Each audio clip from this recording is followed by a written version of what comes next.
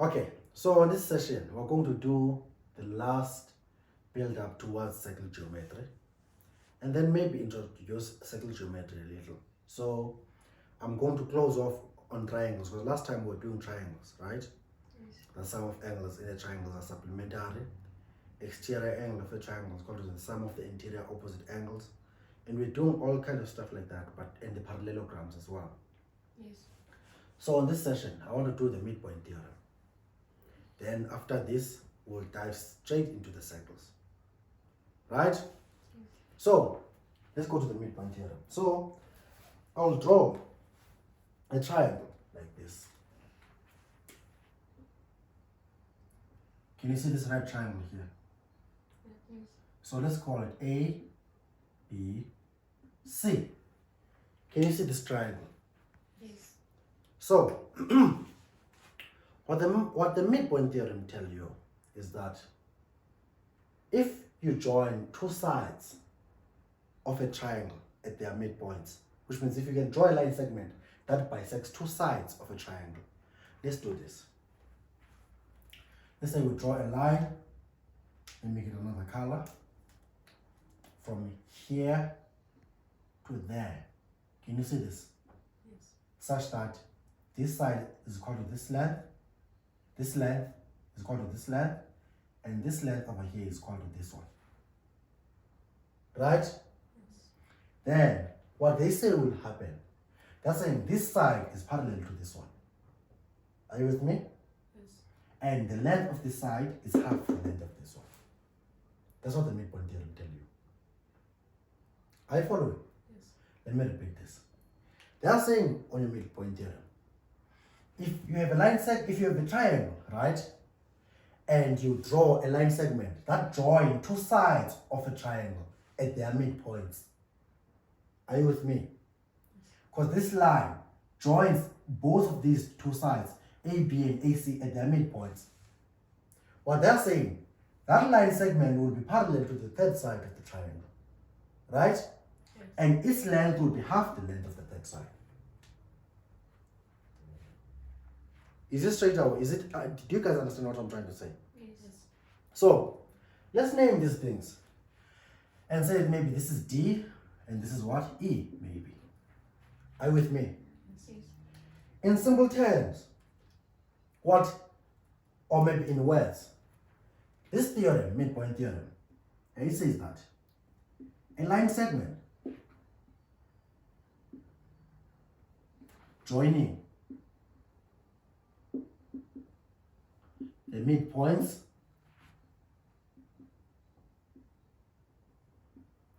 of two sides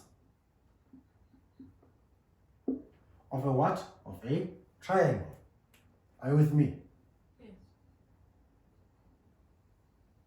Yes. Is parallel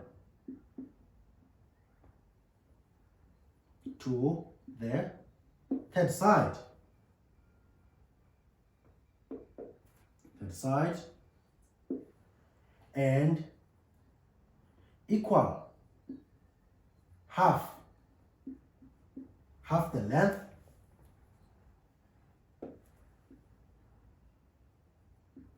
of that side. Does it make sense? Yes. They are saying a line segment joining the midpoints of two sides of a triangle is parallel to the third side. Are you with me? And equal half the length of the third side. What they're saying, if you have this triangle ABC and you draw a line DE such that it bisects both sides, which means it splits both of those sides into two equal parts, right? Yes. The claim is that your DE will be parallel to BC. Are you with me? Yes. And the length of DE will be half the length of BC. Are you guys with me? Yes. So, I'll write this statement. I can write it in a more mathematical form. If and then. Do you want me to write it that way? That's it. If, it's the same statement. If AD, are you with me, is equal to BD. Are you with me? Yes.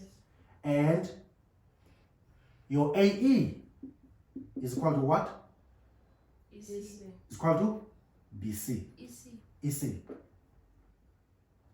It's called EC. Are you guys following? Then your DE is parallel to what? To BC. Are you with me? Yes. And your DE, the length of DE, is equal to BC over 2. It's equal to half of BC. This is the same statement. These are the same statements.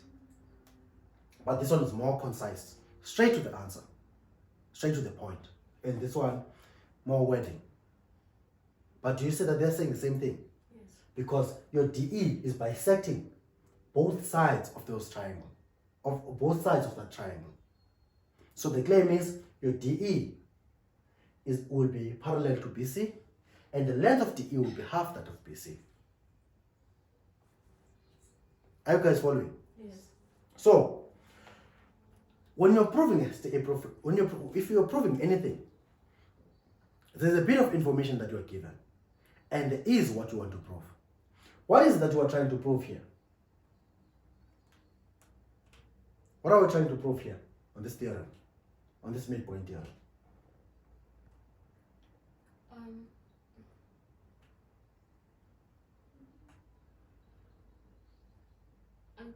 trying to prove that DE is equal to BC. We're trying to prove, I said before, everything after then is what we're trying to prove. Everything before then is what we're given. I've said this many times. If you watched my previous videos and you guys were here, everything after then is what you're trying to prove. And everything before then is what you're given. So they're saying if AD is equal to BD, you are given that AD is equal to BD.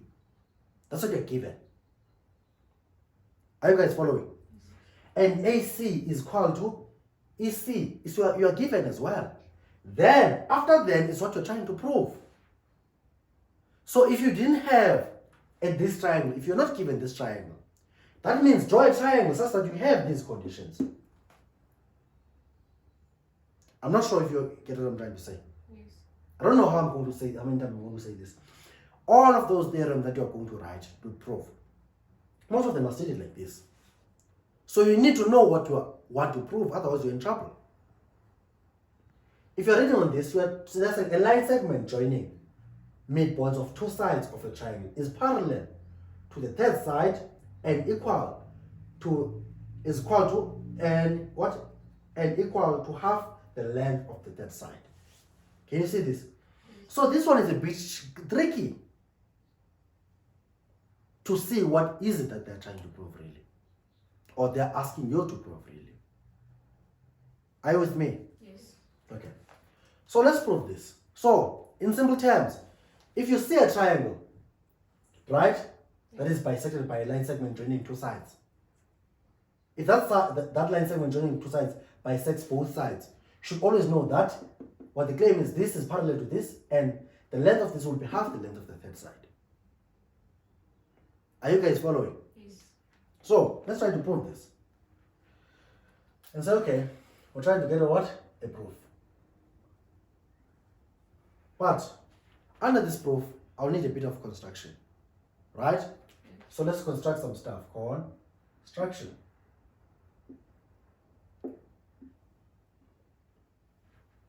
What am I going to do? I'm going to extend DE to a point F, right?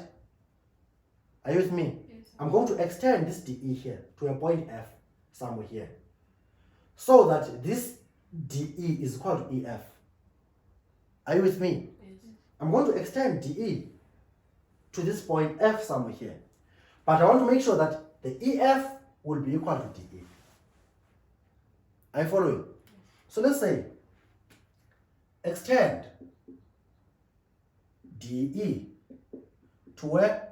To F, such that DE is equal to what? Is equal to EF. So let's extend this. Say, okay, maybe here. Are you happy with this? Yes.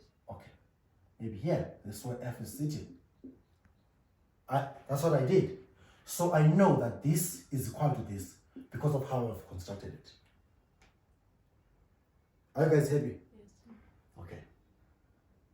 Then, the next point, or next construction, I want to join CF.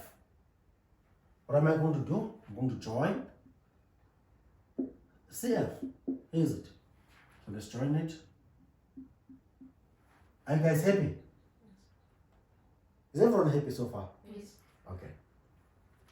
So, what we're trying to prove is that this DE is parallel to BC, and that the length of this DE is half the length of BC. Is everyone happy? Yes. Okay. So how do we do this? So what we want to do, the goal is to show that, I'll just show you the overall picture. The goal is to try to prove that BCFD is a parallelogram. Are you with me? Yes. I'm trying to show that BCFD is a parallelogram. If it is a parallelogram, then your DF will be parallel to BC, because these are opposite sides of the parallelogram. Are you with me? Yes. But since DE is part of DF, that means also your DE is parallel to BC. And we'll be done with half the proof. Which we will have proven this part, that your DE is parallel to BC. Are you following? Yes. And the other part now is to also prove that DE is to prove that this DE is half of BC. Are you with me? Yes. So since I want to prove that this is a parallelogram, if it is a parallelogram, this side is equal to this side, because these are opposite sides of a parallelogram. Yes. Are you guys happy? Yes.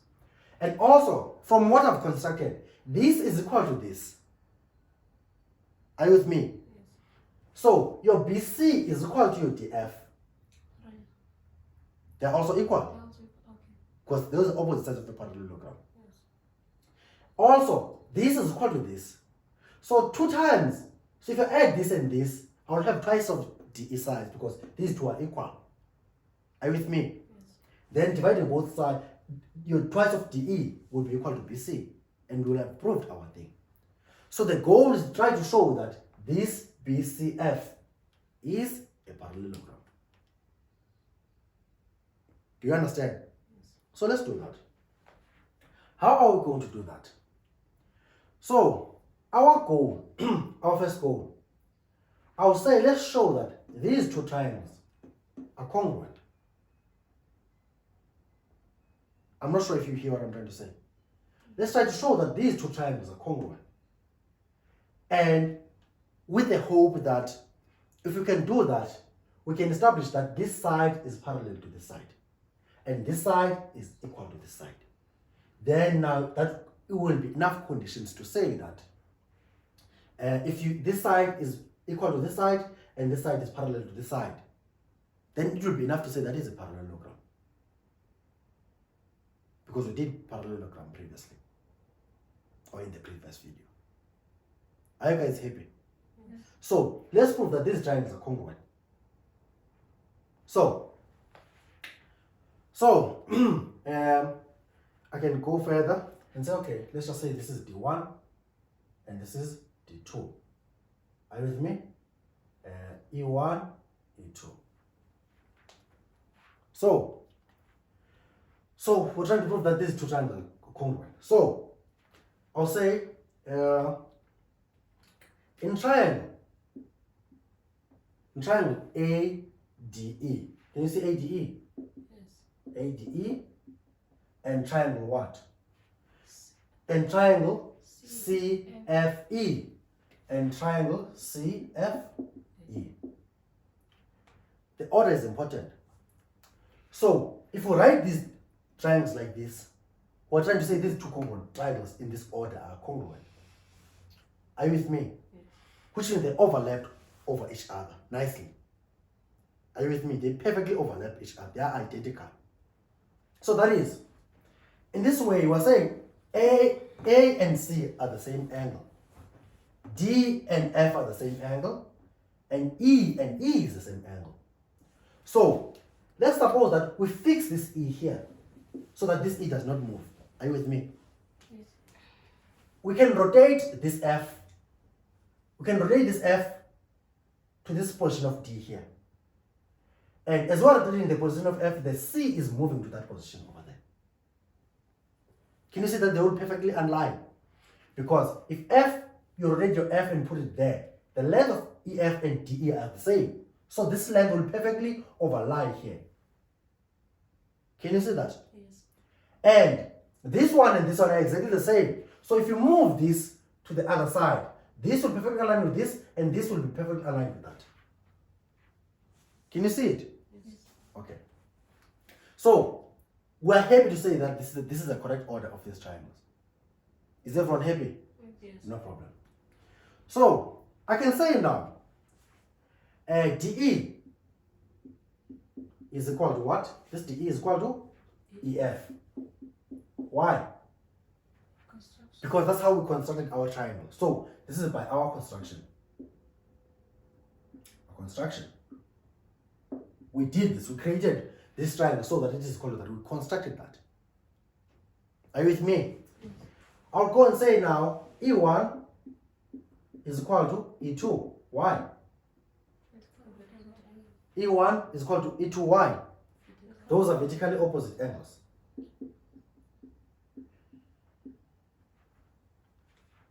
Are you guys following? Yes. Yes. Are you guys following? Yes. No problem. Then now, we can go further and say now, AE is equal to EC. Are you with me? Which is AE is equal to EC. Why is that? Given. That is what we're given. So we said this side is equal to this one. This angle is equal to this one. And the side is equal to that one. So go to a triangle. You can see you have a side, angle, side. Side, angle, side. These two triangles are congruent by side, angle, side criteria. Are you guys following? Yes. So we can say now, therefore, triangle ADE is congruent to what? To triangle CFE by side, angle, side. Does it make sense? Yes. Are you guys following this? Yes. Though, which means, what does this mean? It means your AD is equal to your CF, which is your AD is equal to your CF. Why is that? Those are corresponding sides of congruent triangle. So it's the same side of congruent triangle.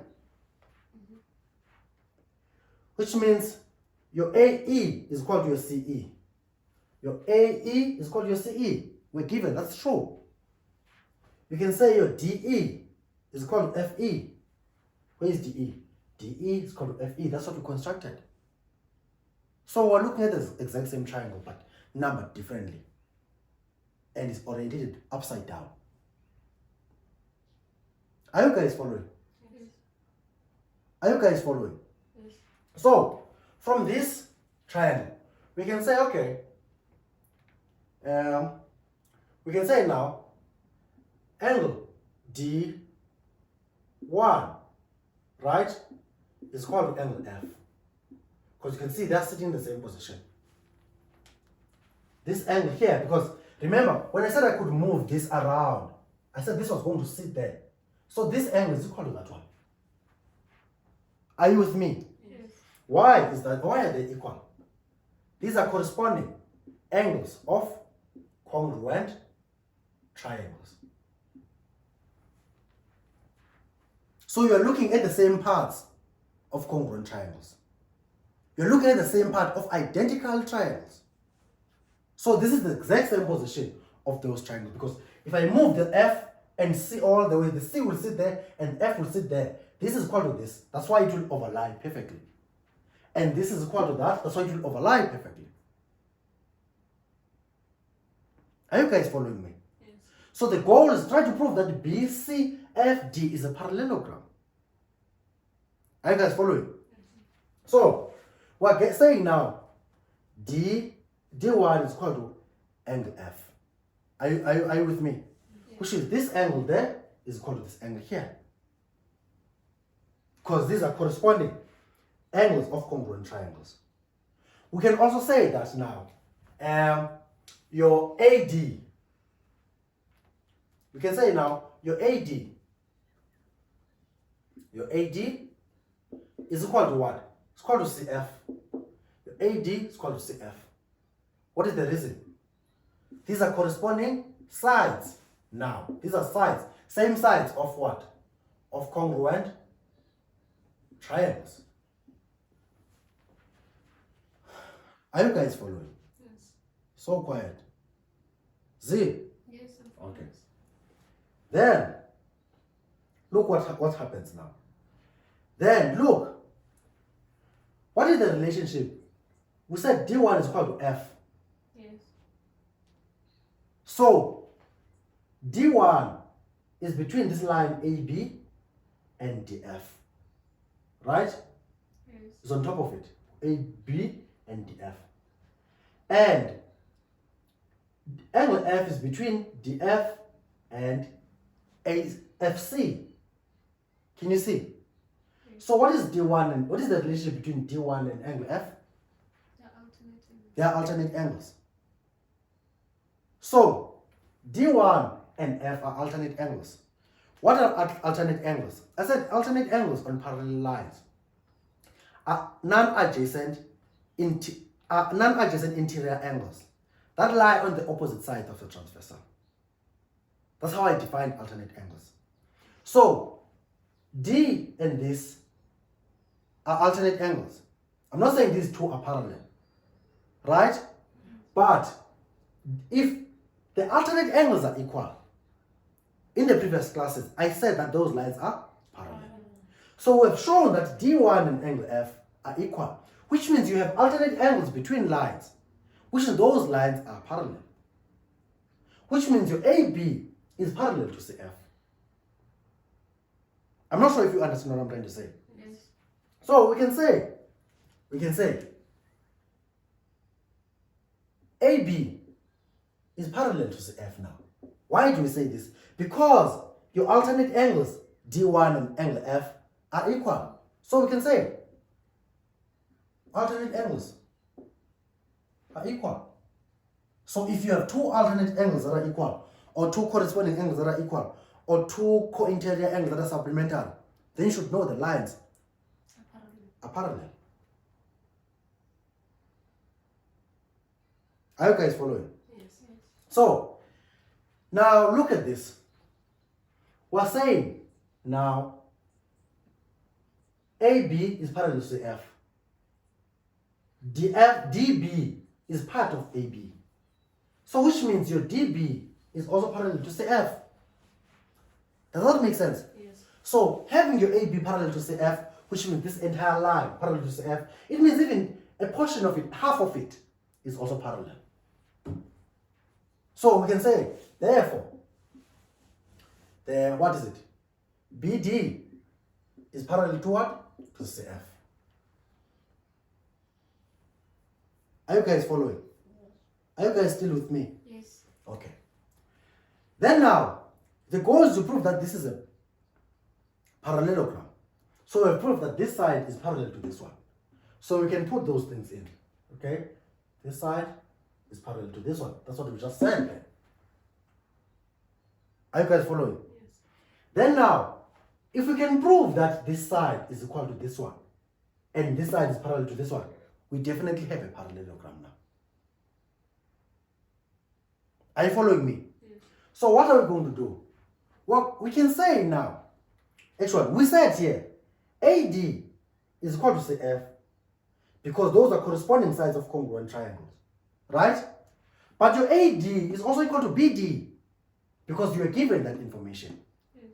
So which means this one is also equal to that. Do you want me to write that down? I'm saying here we said AD is equal to what? CF.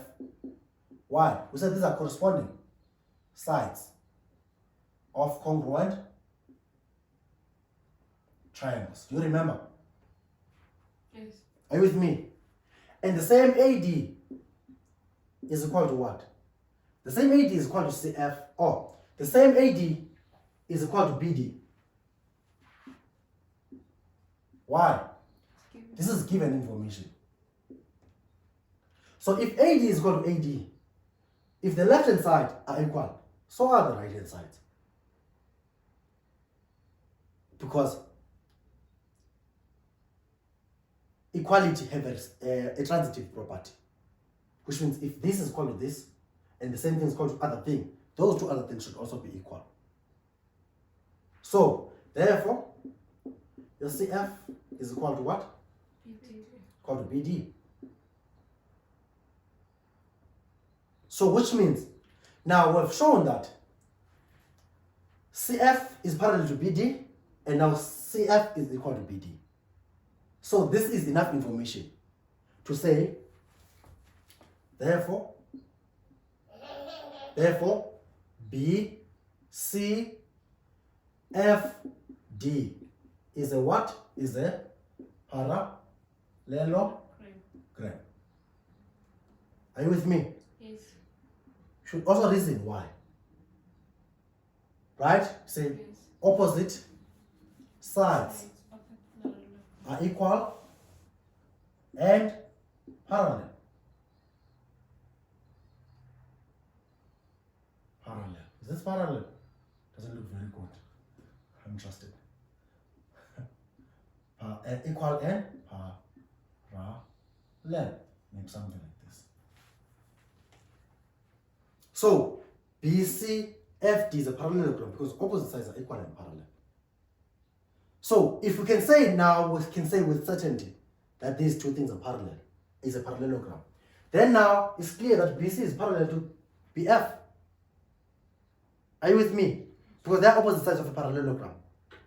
The opposite sides of a parallelogram are equal and parallel. So since we have proven that this thing is a parallelogram, which is these two sides are also equal and are also parallel. Are you following? Yes. So what we're going to do is say now, therefore, DF, are you with me, Yes. is parallel to what? To BC. Why? These are opposite sides of a what? Of a parallelogram. But now look at DF. DF, half of DF is DE. Right? Yes. So DE have the same orientation as DF. What does this mean? It means also DE is parallel to BC. Because it's part of it. A portion of a line will have the same orientation as the entire line. So what we say now, therefore, your DE is parallel to what? BC. To BC, which is what we wanted to prove in the first place. Are you guys following? Yes. We're done with this part of the proof. We're done with this part of the proof. Now, we're left with this part. Are you with me? Yes. I said the opposite sides of a parallelogram are parallel and equal. So which means your DF is also equal to what? Your BC. So, say what? Your BF, DF. the DF is equal to what? BC. Equal to BC. Why? These are opposite sides of a what? Of a parallelogram. Are you following me? Yes. Your DF, what is DF made of? DF is made of DE plus what? Plus EF. That is DF. From there, this is called what? BC. BC.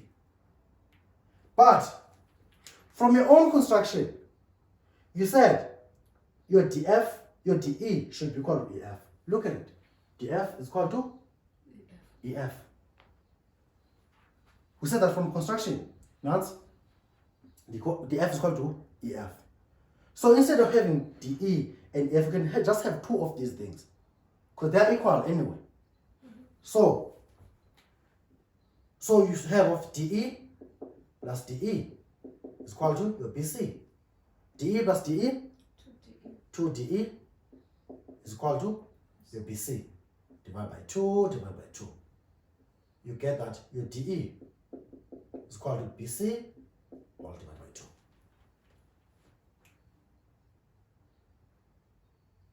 So we've proved the second part of the theorem.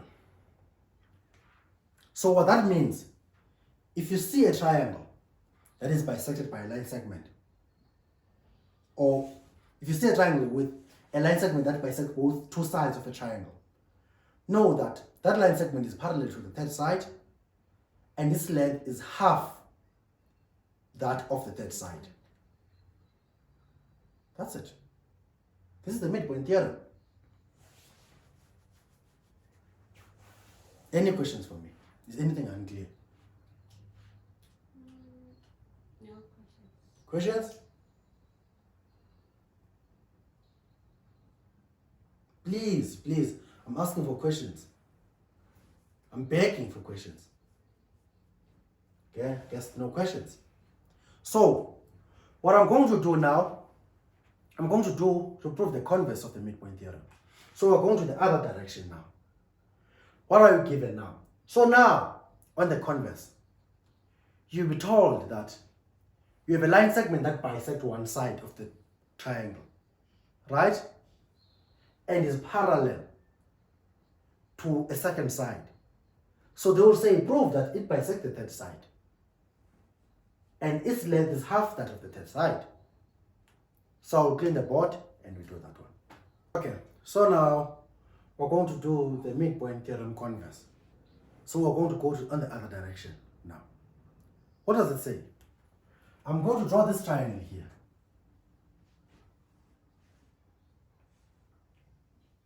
Call it A, B, C, maybe. Are you following me? Yes. What are they saying here? They're saying, if you have a line segment now, right, that is drawn from this side, that bisects one side of the triangle. It bisects this side of the triangle. And this line segment of yours is parallel to the second side, right? Yes. Then, what they're saying, it will also bisect this side. Okay. They are saying, if you have a line segment that does what? That bisects one side of the triangle, right? And parallel to the second side. It will bisect the third side, which is this side will also be equal to that side. Are you with me? Yes. And also, the length of this side will be half of this one, same as the previous one. Any questions? Even if AC, let's say AC, a bit like a little bit longer than AB, you want a triangle that is. AC. If AC was a little Let me bit say. longer Let me than say. AB. Let me say D here and E there. You're saying? If maybe AC, like AB. Yeah. Even if like they are not. The drawing, like the proportions of the sides on the diagram don't really matter. Oh, What matters is what you're told. okay. So I'm just saying that if I'm telling you that this side is equal to this one, and this side is parallel to the second side, then you should know that this line segment will bisect that side. So it will split it into two equal parts, which is your AE will be equal to AC. Okay. I don't care about the proportions of which these things are drawn. But most of the time they say they are not drawn according to scale. So use the information you have, not what looks more plausible from the diagram. Is everyone happy? Yes. Okay. So, in simple terms, do you want me to write it as a general statement or if then? If then. Okay. In that case, we're saying if what? This case, right? if your AD is equal to what? Your BD, right? Yes. And what? And your DE parallel to what? To BC. To BC. Then what? Then your AE is equal to what? Your EC. It's called your EC. And DE is equal to what? BC over 2. over 2. This is it. No, it looks very short like this. Any questions? No questions. Okay. What are we trying to prove here? We're trying to prove that A is equals to EC and DE is equals to BC over 2. Okay. I said, what is after then is what we're trying to prove. What is before then is what you're given. Everything on the right hand side of them is what we're trying to prove. And everything before is what you're given. You can assume all of those things. There will be no problem. Because you are given, you can see them there. Right? Yes. Let's go with the proof.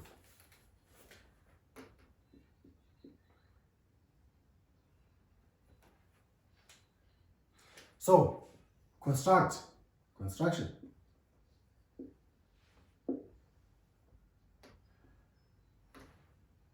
So, how do we construct here? We do the similar one, extend what? DE DE to where? to F. To F, such that your CF will be parallel to what? To BD. Are you with me? Yes. Yes. We're going to extend your DE this side, right? Yes. To this point, what? F. So that your CF is parallel to DB. DB or BD. BD. So your CF will be parallel to BD. Are you with me? That parallelness, I'm giving it myself. I'm constructing it myself. I'm not giving it. I'm just making it up myself so that things are better for me. So what we're trying to prove,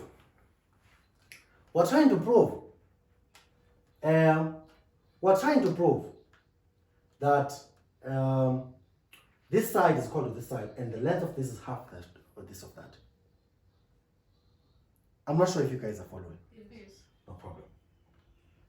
Then now, from this construction of ours, it is clear that BCFD is a parallelogram because this side, and I should be having 2 arrows this side because we already have those, right? Just to clearly indicate which 2 sides are parallel. This side is parallel to this one, and this one is parallel to that one. Are you following? Yes.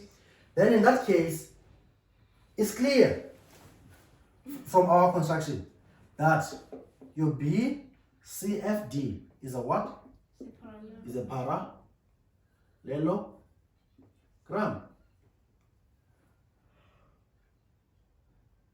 So, what is the reason for that? It's because the opposite, let's say, pairs of opposite sides are what? Are parallel. That's why I'm saying it's a parallelogram. Are you guys following? Are you guys following? Okay.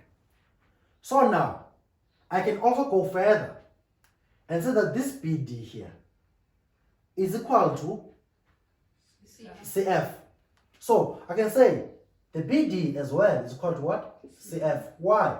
These are the opposite sides of a what? Of a parallelogram.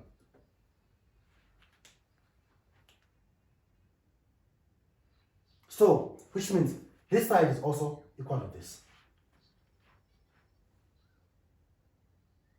Are you guys with me? Yes. So now, what we want to prove that these two are equal. So, if you can show that these two triangles are congruent, right? Let's say in triangle ADE and triangle what? CFE. If you can prove that these two triangles are congruent, then we would prove that these two sides would be corresponding sides of congruent triangles. Because look, AE, and CF. So, actually, wait, it should be here AE and CE. AE and CE. If you can prove that this triangle is congruent to this one, your AE would be equal to EC. Same here, AE, EC, or CE. So the goal now is to try to prove that these two are congruent. Once we do that, then we'll be able to see corresponding sides. Like in the previous one, if you can move this F, if these two are really congruent, we'll move this F to this position here and the A on that position on top. Are you guys following? Yes. Are you guys happy? Yes. Okay. In that case, we can say, okay, this is D1, D2, E1, E2. Are you guys with me? Okay. So in this case, I can say your D1, your angle D1 is equal to angle F. Why is that? Why? These are alternate angles on parallel lines. And be clear that your AB is parallel to what? To CF. Or maybe FC. FC. Is everyone happy? Yes. Then I can go further and say E1 is equal to E2. Why is that? These are vertically opposite angles.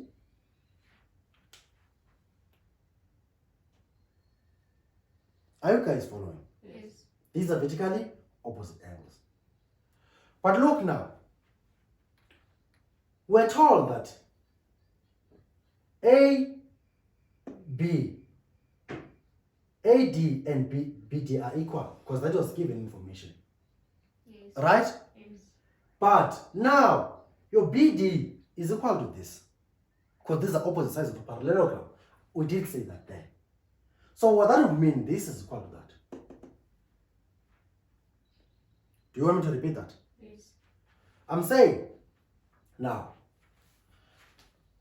we're saying now AD is equal to what? BD. Do you understand what that? Yes. Why is that? Yes, given. It's given information. Right? Yes. And I'm saying now, this BD here is equal to CF. BD is equal to CF. Why is that? BD is equal to CF. Why is that? These are opposite sides of a parallelogram. Therefore, your AD is equal to BD and your BD is equal to something else, which means your AD is equal to CF, which means we have proven that this side is equal to that side. Yes. So, these two triangles are congruent by angle, angle, side. Angle, angle, side.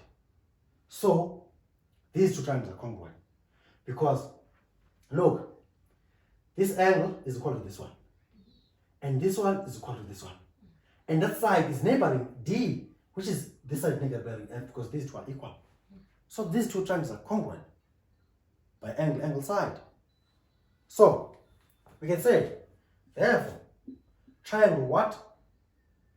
ADE is congruent to what? Triangle CFE by what? Angle, angle, side. Are you guys following? Yes.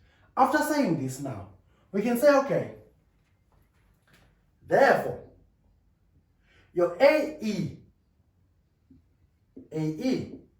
is equal to what? CE. Which is, your AE is equal to CE. Why is that? These are corresponding sides of congruent triangles. Which is, we'll prove what we wanted to prove, the first part.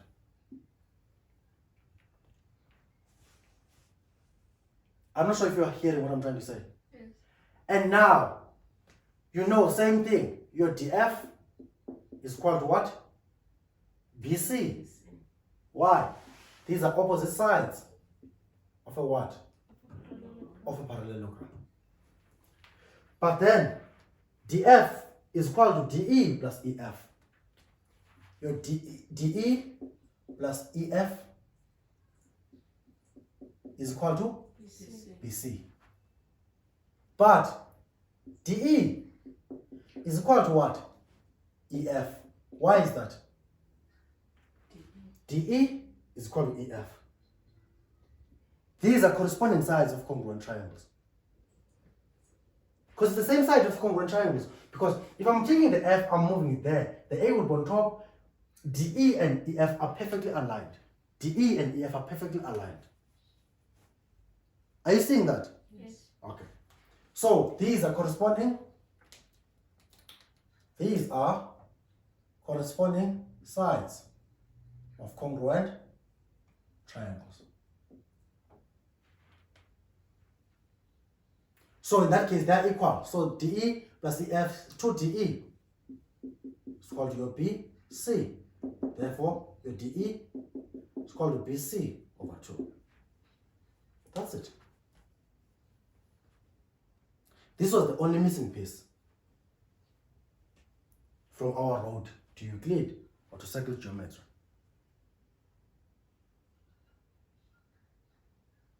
Any questions for me? Please, I'm begging for questions. Does this make sense?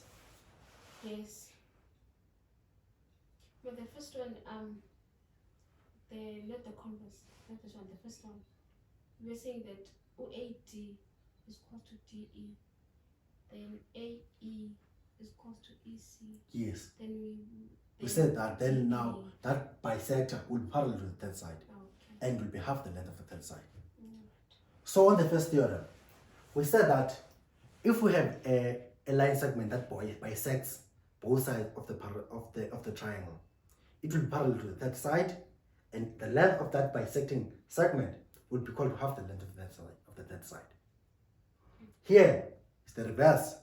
We're saying now we have a line segment that bisects one side of the parallelogram, and that bisects one side of the triangle, and parallel to the second side of the triangle, it will bisect the third side. So I need to be able to identify this and use this theorem going forward. And I hope it does make sense to you, as it does to me. Do you want me now to carve the pizza? What? The circle? Yes. Okay. Then I'm going to clean the board now. I hope it does make sense. Yeah. Then we're going to introduce now real circles. I love circles. So I'm just going to talk about parts of a circle. Parts of circles. Right? Yes. Just going to draw a circle here.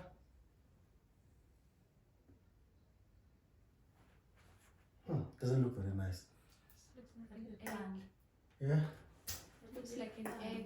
That's right. Circle is circle. How's this one? It's okay. Better. Chi. It's better. Umuntu mazozobuyaphi? Couldn't ndifuna uyibona. Okay, so here's a circle. What is this part called? The one that you just. This one.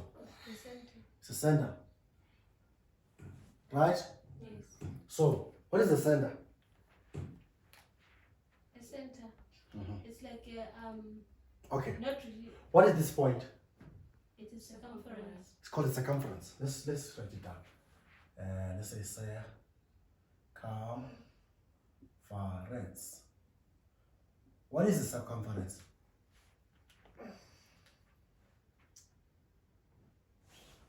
So the circumference is the outer boundary of the circle. It is the boundary of the circle. It is the boundary of the circle. Are we clear? Yes. Or it's the perimeter of the circle. Are you with me? Yes. Let's say circumference is the boundary of the circle. I'm not sure if these boundaries make sure. Yeah. Just make it simple. It's just this outer lining of the circle. The outer lining, what is it made of? It's made of points. You know from analytical geometry that there are points on the circumference of the circle, right? Yes. And those points are all equidistant to the Circle. to the center. They are all equally distant from the circle center. So the outer lining, the boundary, is made up of points. Are you with me? Yes. Then what is the center? A center is a point on the circle that is equally distanced from all points on the circumference. So it's a midpoint of a circle. Yeah, to some degree. But that, I don't know if I would take that definition though, because if you say it's a midpoint of what? Of a circle. Okay, it's a center of a circle. That's what you're saying. Yeah, we were just saying that. Center of the circle, the same thing. But she's trying to be fancy, this one. Okay, so the center, right? I can say is a point that is equally distanced from all points on the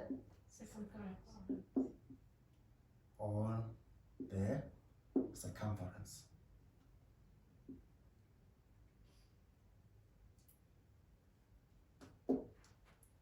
So the center, all of those points are equally distant from the circumference. So if you calculate the distance between any points and the center, it doesn't matter which one. The distance should all be the same. If I'm taking, let's say there's a point, let's say this is the point O here, and there's a point A here. So this distance here should be equal to this distance here. Because all the points that lie on the boundary are equally distanced from the center. They are all, in simple terms, they're saying, the simple one term, they're saying all the points on the circumference are equidistant. From the center. Are you guys following? Yes. Which means that they are equally distant from the center. So, now, we're saying these points are equally distant from the center. What is that distance from the circumference to the center?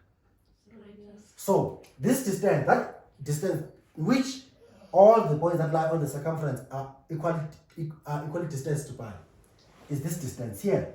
And it's called what? Radius. It's the radius. Called the radius. So, we'll say the radius is the length.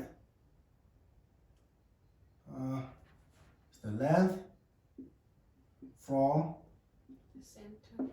the center to the circumference. The distance is symmetrical, right? Yes. It doesn't matter from the circumference to center or center to the circumference. It will come out the same. Are you with me? Is it fine if maybe we can say radius is the line instead of length? What is the line from the center? What does that line represent? The line represents the length. So radius is the length, the distance. Not the line. No, but it's represented as a line. I'm sure you calculate many distances. All of them are lines, but they're length. I won't say it's a line. I'll say it's the distance, the length. Because the distance is the measure of how, because I said that circumference is the boundary of the circle, right? And then I said the center is a point, is a point that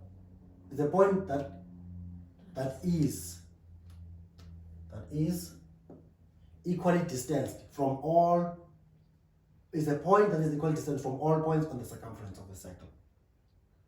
So those points are equally distanced. So that is a distance. A radius is a distance from the center to the circumference, or from the circumference to the center of the circle. Are you with me? Okay. Then we have this part here, this slice of a pizza that I was talking about earlier. We're not buying any pizza. So you can see, okay, let me not do that first. Do you see A and B? Yes. Do you see A and B? Yes. There's this distance here between A and B. Can you see it? Yes. Another distance similar to it is this one here.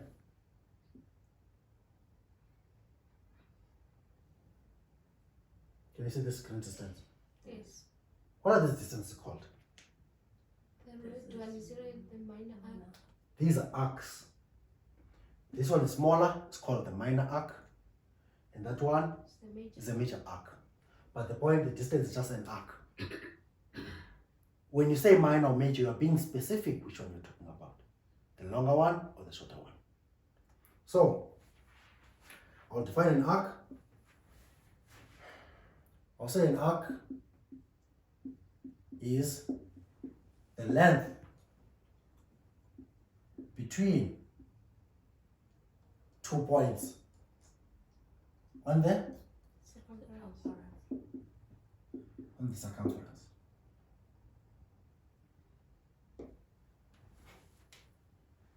So when you say minor or major, you are being specific which one you're talking about.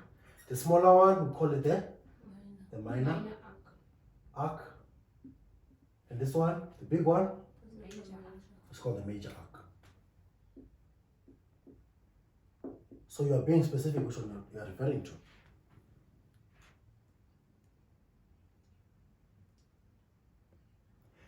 Now, we can go to the slice of pizza now.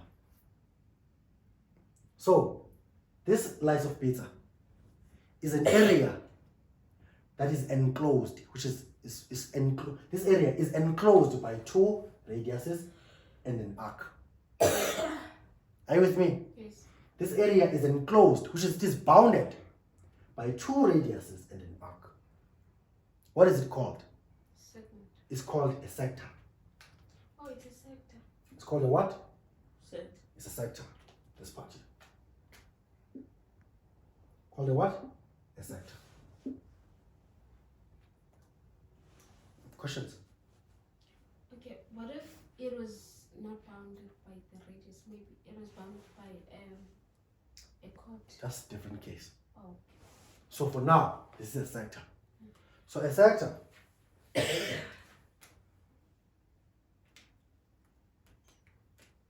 a sector, are you with me, Yes. is a region or maybe area that is enclosed, are you with me, Yes. by 2 radii and an arc. This is a sector, that is a sector as well. But this one is smaller, that one is bigger. For that area is also enclosed by an arc and these 2 radiuses. Or these 2 radii, if you want to be technical about it. Are you guys happy? Yes. Okay. Let's say now I were to join the point C and D by a line. These points C and D are both on the circumference. Let's take this as a straight line. I tried. This is C and this is D. What is this line called? CD. The line CD is a chord. What is a chord? A chord is a line that joins 2 points on the circumference of the circle. I'm not sure if you hear what I'm trying to say. Yes. A chord is a line that joins any 2 points in the circumference. It just starts from the circumference to the circumference. There's a chord for you. Are you guys following? Yes. I will say a chord is a line segment that joins 2 points on the circumference of the circle. Are you with me? Yes. That is a chord. Can you see this chord? Yes. CD. Yes. It just joins 2 points on the circumference of the circle.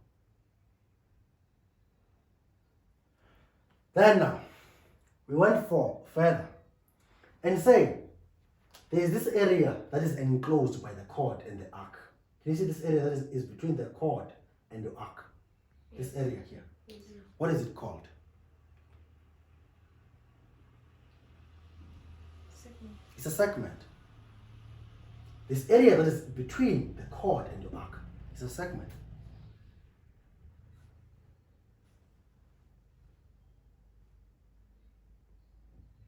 Are you guys following? Yes. So, a segment, or say, is the area or region that is enclosed by what? By A chord a chord and and arc. an arc. So you can differentiate, you can see this is a chord still, right? Yes. And this is an arc still. But the difference is that this arc is bigger than this one, or this segment is bigger than that one. So this is a major segment. And this is a minor segment. Are you following? Yes. So this is a minor segment. All of this area. And the all other area, all of this is a what? It's a major segment. Is a major segment. Including the pie as well. All of the other stuff that is outside there. The moment you slice like that, your pizza, you have a minor segment, you have a major segment. So the segment is the area that is enclosed by your chord and the arc. Are you guys following? Yes. No problem. Then what do? We say, okay,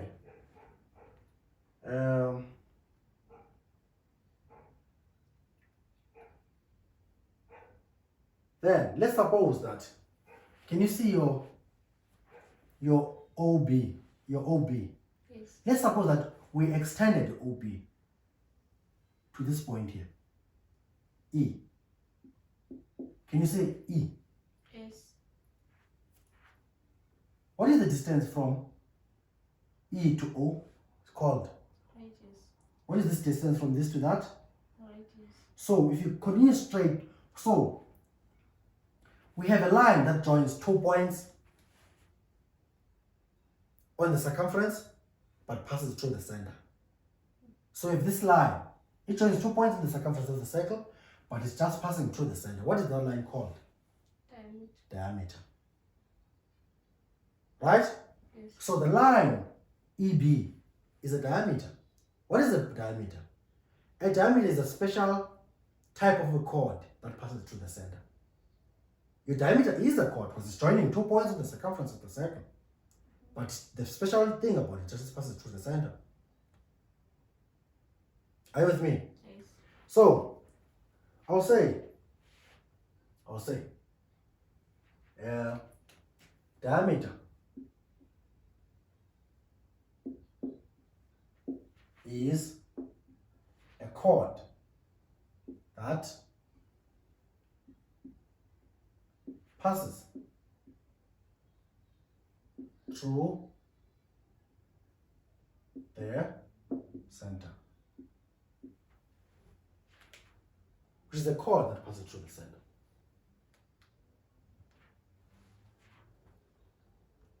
Is everyone happy? Yes. Then I'm thinking of one more thing. I don't know what else I'm going to say. Let's say with this point here, B, and there's a line that touches point, just only point B. What is that line called? Tangent. It's a tangent. So the line that touches the circle at one point is called a what? Tangent. It's a tangent. So we have a tangent to be what? A line that touches a circle at exactly one point.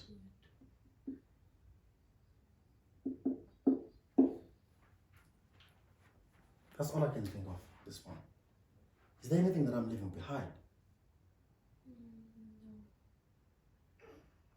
So this is your tangent, this is your sector, this area here that is enclosed by your radii and your arc, right?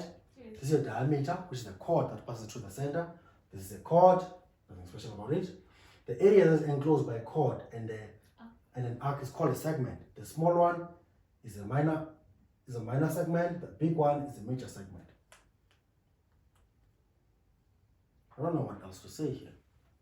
And this is the center. Is the point that is equidistant from all the points that are in the circumference of the circle.